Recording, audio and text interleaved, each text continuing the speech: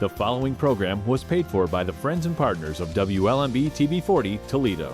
What Hitler intended, God has the polar opposite now in existence through Christians United for Israel, standing in the gap and screaming loudly with voracious appetite against anti-Semitism.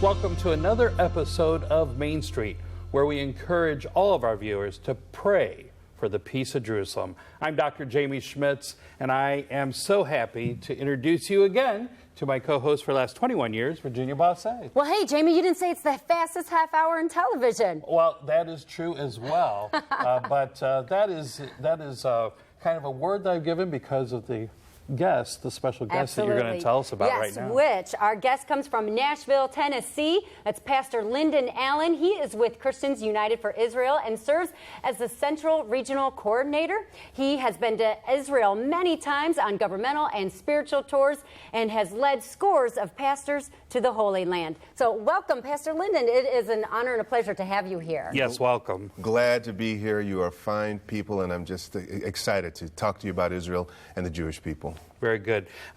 Pastor Lyndon, please share with us a little bit about yourself and about Christians United for Israel. Well, I've been in the pro-Israel space now for at least 12 years and have been saved since 1985, Billy Graham Crusade. And once I was sitting in my office, I've read Romans 11 many times, and it was around 2007, and again, read it many times over 22 years. And that passage, for some reason, started just jumping out at me that God is not done with the Jewish people, that he still has a plan in place, given the everlasting covenant that he set with Abraham. He still has a plan in place. And I jumped into that plan wholeheartedly around 2007, and it's been a wonderful ride ever since. So that is what drives your passion for the ministry. And how did you get involved with Christians United for Israel? I used to speak for another organization that's a pro-Israel organization, and word got around town that there's this pastor who just loves Israel and is understanding the Hebraic roots of our faith as Christians. And one of the leaders at Christians United for Israel had become a friend. An opening arose within the organization to manage the central United States from Texas all the way up to North Dakota. And typically I go to North Dakota in the summer or spring because it's kind of cold otherwise. Right. But they heard about me and asked me to come aboard, and that was 2014. So I've been with the organization for about 5 years now. Wonderful. Yeah. What do you see happening in Israel, recently?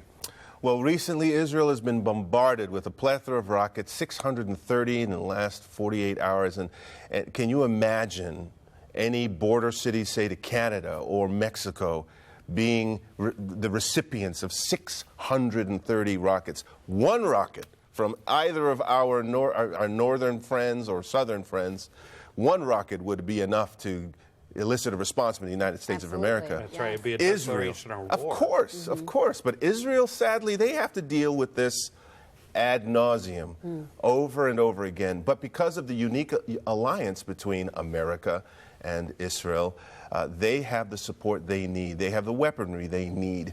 We believe that Israel should be able to defend themselves by themselves. The United States of America and Israel have a very unique relationship, and that relationship has served Israel well. They use much of our weaponry, and as a matter of fact, the weaponry that they use to protect themselves comes from Israeli and the United States of America ingenuity, and that combination has actually helped us because they use it real time and bring the feedback to America like, oh, okay, we'll improve it here, here, and here because Israel is doing it. But why should we as believers support Israel? If you are a believer in the King of Heaven, Jesus Christ, when he returns, when the King of Heaven returns, he's not coming back to Toledo, as nice as it is, particularly this day. He's coming back to Jerusalem. where he launched what we do as believers started in Jerusalem, in Israel. He was born in Bethlehem, raised in Nazareth, did 80% of his ministry in the Galilee, and then ministry also in Jerusalem, crucified in Jerusalem, rose from the grave in Jerusalem. A lot is happening there. You have to keep Israel as a resonant tone in your heart. Why? Because the Lord is not done with his people. As a matter of fact, the redemption plan for planet Earth came through Israel. If you consider, Adam was created, then marriage was created, and about 1,948 years from the creation of Adam, we have God tapping Abraham on the shoulder. 1,948 years since the creation of Adam, God taps Abraham on the shoulder. Why? Because Adam, God's point man, forfeited the kingdom to the devil by biting the fruit. And that act alone created the necessity for the redemption of mankind.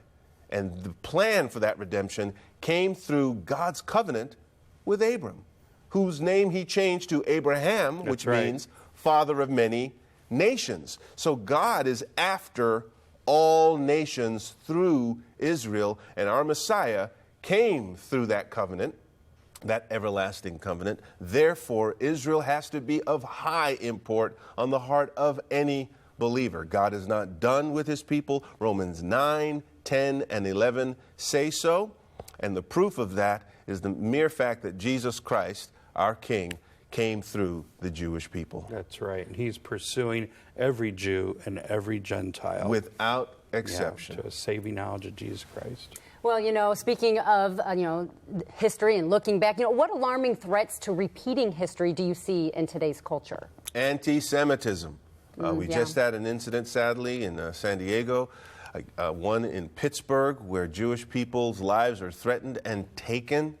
It's like we're repeating 1939, 1938 again. But the unique difference is that a kufi now exists. We meet annually in D.C. in July. And last year we met on July 23rd.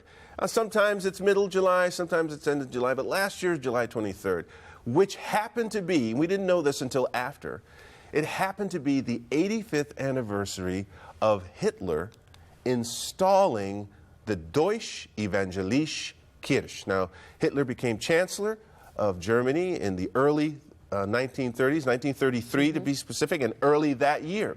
By July of 1933, he was engaged in a series of steps to install the Deutsche Evangelische Kirche, the German evangelical church. What was he doing? He was trying to get rid of the Dietrich Bonhoeffers of his day. Those pastors who were standing up against the Reich and their foul anti-Semitism. So Hitler could not employ the laws of the Nuremberg laws is what they referred to, which is basically trying to outlaw Judaism. And then that led to Kristallnacht, when he outright vandalized Jewish facilities, 260 plus people killed, 30,000 men incarcerated and put in concentration camps. That was Kristallnacht. Now, you can't get to Nuremberg laws and Kristallnacht unless you silence the church. But the church is silent no more, because today a kufi exists. What's the correlation between July 23rd, 1933, and our meeting July 23rd, 2018? 85 years, we were meeting on the very day as the polar opposite of what Hitler intended.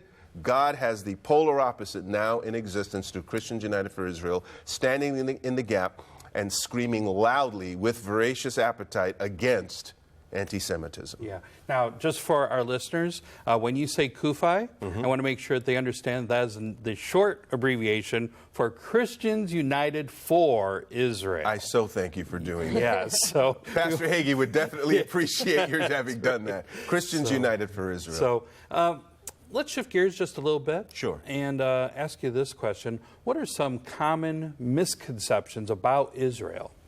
One of which is that Israel's an apartheid state. Nothing could be further from the truth. That's right. We understand what apartheid is. I mean, South Africa gave us the horrid example of apartheid. Apartheid is when the indigenous people are disenfranchised from the process, politically, economically, what have you. Nothing of that sort is happening in Israel. I've been there over 10 times, actually 10 times. My 11th is coming up later this year. And when I go to Israel, I don't see Palestinian water, Christian water, Jewish bathroom facility. You don't see that. No. Not only that, the Knesset, which is the equivalent to our Congress, Yes. the Knesset has 120 members in Israel. Over 10% of them are Arab. That doesn't sound like apartheid to me. They're Arabs in the Knesset driving Israeli policy in their government. There are Arabs who are judges that preside over Jewish cases. That's not apartheid. Sorry.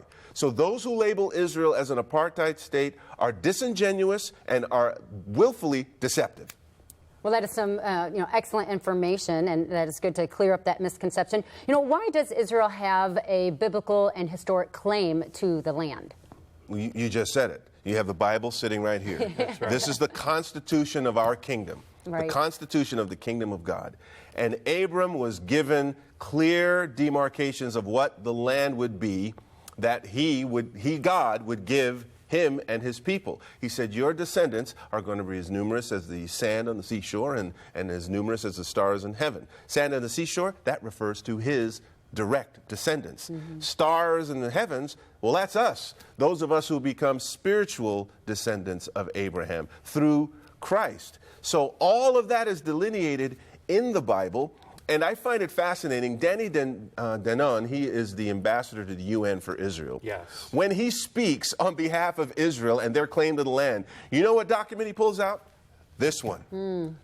Because it is the authoritative word of God, and we as believers need to be interested in what God is doing based upon what he says in his word. Jesus Christ was crucified on Passover, put in the grave during the Feast of Unleavened Bread, rose from the grave during the Feast of First Fruits. Then 50 days from Passover, he empowered the church on Pentecost. That's 4 of 7 feasts that he has aligned with his redemption plan on planet Earth.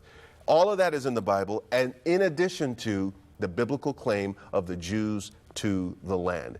Jerusalem is not only the capital of Israel, it is the capital of the kingdom of God on planet Earth. And we as Christians need to be paying attention to that. Yeah. It's amazing when I think about the United States of America, how many, inventions and, pushing knowledge forward happens in the United States of America. But when I think about Israel, and the country's about the size of New Jersey, a lot of people forget that. There are a lot of things that happen in modern Israel that affect the entire world. Let's turn the corner just a little bit and talk about what is happening in modern Israel. Well, first of all, they are in the top 5 of NASDAQ filings in the world. It's a little dot of a country. It's high yielding. Google's there, Intel's there. Israel is blessing the world. Egypt just entered into a $15 billion natural gas deal with Israel now. And that deal came about as a result of the United States being involved in helping Israel. Noble Energy out of Dallas helped Israel find their natural gas and helping them getting it out of the ground. And now Israel's becoming energy independent. Desalinization of water? Oh my goodness, that's helping. We're helping San Diego with their water issues and drought in California. Drip irrigation, water's a premium in Israel. And Israel found a way to get a little drop of water to a plant and to give enough yield to that plant to give a maximum fruitfulness of the plant. And it has taken that technology all around the world. My native island, Jamaica, they have taken drip irrigation there, transformed the island in terms of yielding of crops and such. So Israel is blessing the world. And literally helping to feed the world. Without question. Because of their incredible advances in technology. What a blessed land. Absolutely. We're going to learn more about, the U.S. and Israel, their relationship, and, and how they line up with one another when we come back. There is no question that the United States of America was created to stand with Israel. No daylight between the two of us. we are the better for it, because there's not a single nation on planet Earth that has survived turning their back on Israel.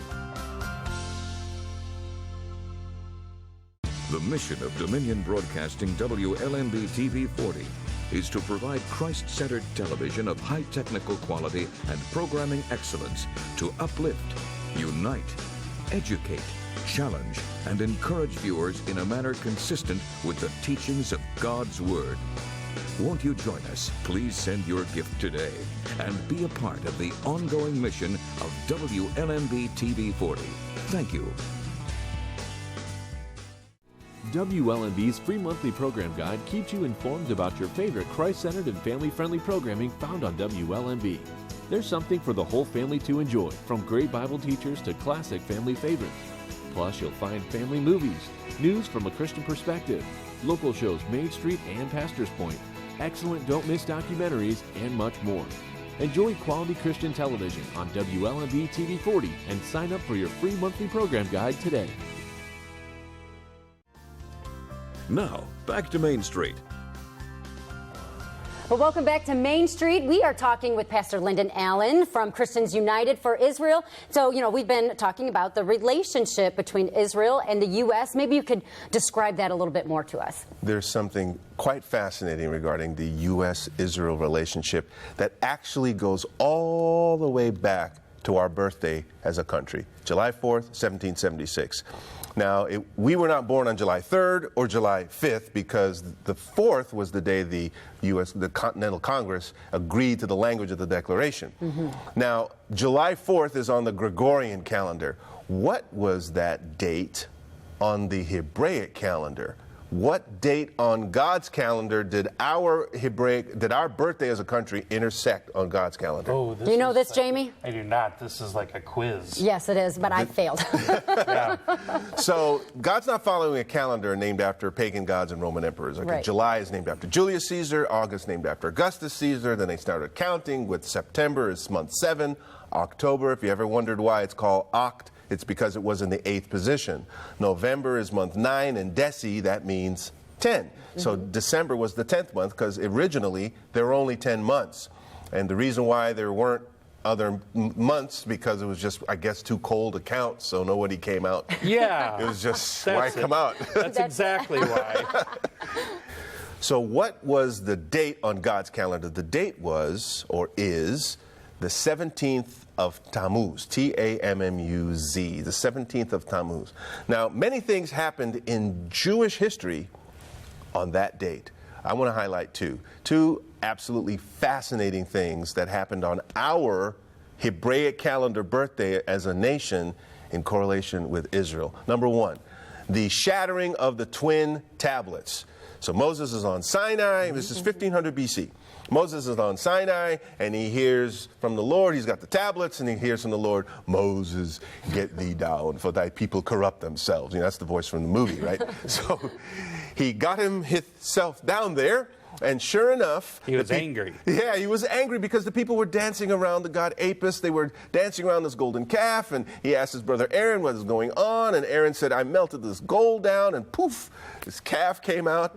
Wrong answer. That's not what happened. And as you said, in frustration, he shattered the twin tablets, were shattered on the 17th of Tammuz. That happened on our Hebraic calendar birthday. Fast forward 1,500 years from that, and you get to AD 70, more or less.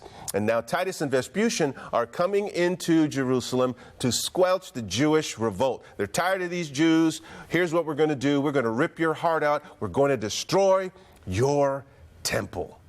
But before they could do that, they had to pierce and breach Jerusalem's wall.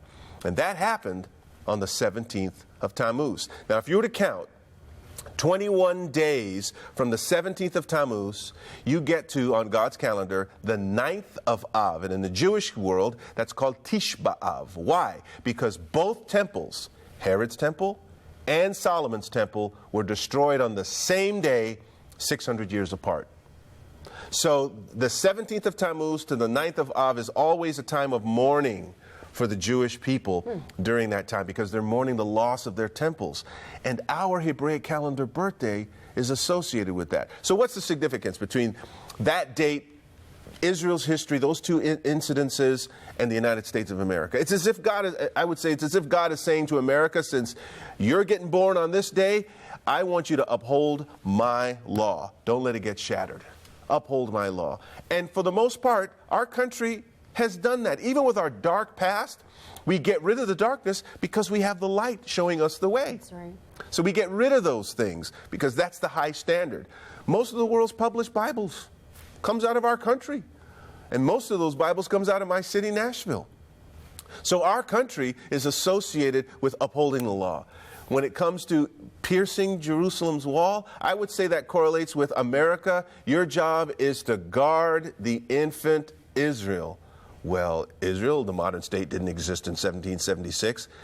That would happen in 1948. That's right. And it would take us 172 years to mature until we could guard the infant Israel.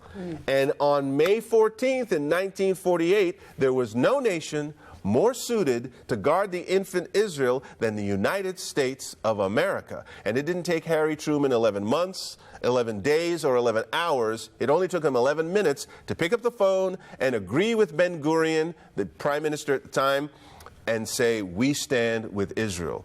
Take it even further. The vote for the partition plan that led to the end of the British mandate on May 14th, that vote happened on our soil at the UN, in our original capital, New York City. There is no question that the United States of America was created to stand with Israel. No daylight between the two of us. We are the better for it, because there's not a single nation on planet Earth that has survived turning their back on Israel. Egypt, Assyria, Babylon, Persia, Greece, Rome, the Ottoman Empire, and of course, Germany. No one does well turning their back on Israel, and the United States of America needs to stay solid in its support of the land and the people. Well, I just want to say that everything you just said, those last 5 or 6 minutes, Virginia and I couldn't have said it better. That's right. Well done. We agree with you. And Amen. seeing that relationship so strong, so you see that you find that the values, even today, in modern Israel, that the values line up with America's values. Our jurisprudence comes from Judeo-Christian law. That's where we get our legal system from. Our values are the same. We believe in life. We promote life. Israel is the only nation I know that will take their enemy off the battlefield and tend to them in their own hospital, knowing that after the recovery is done, they'll go back, pick up a gun to fight them again. Yeah. You want to talk about a benevolent people, that's Israel. We don't hear about it much, but they're hearing about it here on Main Street. That's right. Tell us about the relationship between Israel and its surrounding countries. Well, it's a tough neighborhood where they are. They're a little dot surrounded by those who want to see them utterly destroyed. They're proxy nations around the Run into the sea. From the river to the sea is the tagline of the Palestinian Authority, headed up by Mahmoud Abbas. And the Palestinian Authority, they basically say constantly, from the river to the sea, Palestine be free. That means, okay, where's Israel then? Are they in the ocean? That's the claim. That's what they want. That's the future they have for Israel. But according to Amos chapter 9, according to that passage, this is the last time they'll be uprooted. The last time. You tell me a people group twice exiled from their land and they find their way back. It just doesn't happen. Throughout human history, when people are exiled, they don't come back. They're done. Not Israel. Why? Because God is keeping his promise to one man, Abraham. Your people are going to have a land, and I'm going to get you back to that land. And the Babylonians exiled them, but they were not scattered. The Babylonians did not scatter the Jews. They were exiled for 70 years, but then they came back, and that was prophesied through Jeremiah. Yeah. But the Romans, they scattered them. And then, now that's an even greater miracle. They're exiled and scattered, and they still find their way back. Absolute, utter miracle by the hand of God. Can a nation be born in a day? Well, yes, it happened May 14th, 1948. That's exactly right. Let me ask you this. During the break that we had, you were talking about the last Adam. You wanted to kind of go full circle on that point. Would you kind of recapture that for our viewers, and you wanted to kind of close that loop? Gladly. So the first Adam, he was created, and you count 1,948 years, or 1948, from the creation of Adam. It gets you to the birth of Abraham, through whom God chose to redeem planet Earth, step into the bloodline so that the kingdom can be redeemed. You come to the last Adam, which is mentioned, Jesus is referred to as the last Adam in Corinthians 15, and you count 1,948 years from his birth. That brings us to 1948. That brings us to the birth of Israel. So 2 Adams and the number 1948 associated with both of them, and both of those associations deal with the birth of Abraham, birth of Israel. There is an undeniable connection between the two. Well, you know, Israel faces challenges all the time, and we as believers, you know, we want to support Israel. We want to support CUFI, because every voice matters. What can we do as individuals? Please go to CUFI.org to get more information. That's CUFI.org, which stands for Christians United for Israel, and you can get more information. Join us in D.C.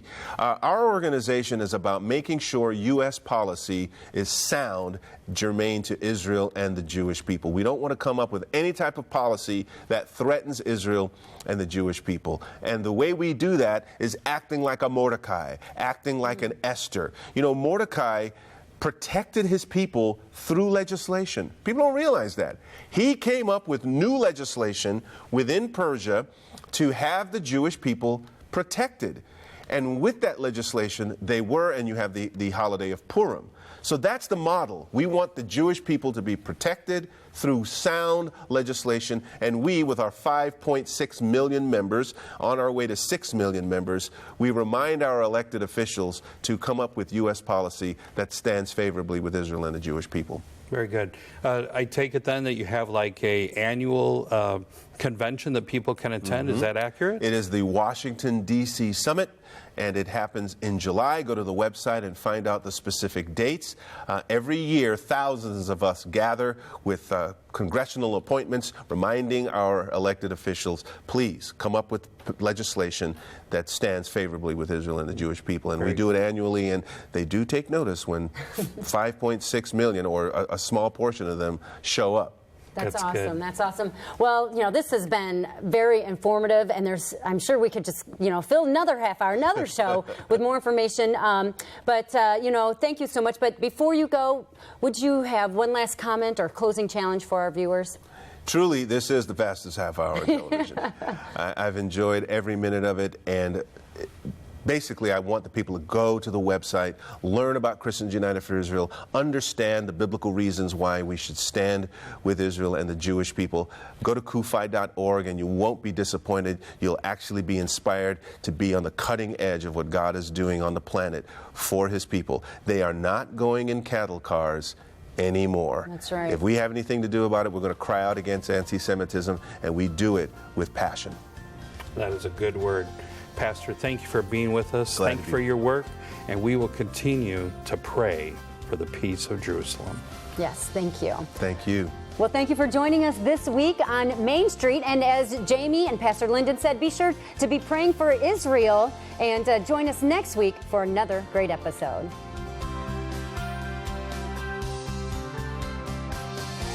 We hope that Main Street has been a blessing to you today. Please feel free to contact the following to learn more about the topics discussed on today's show.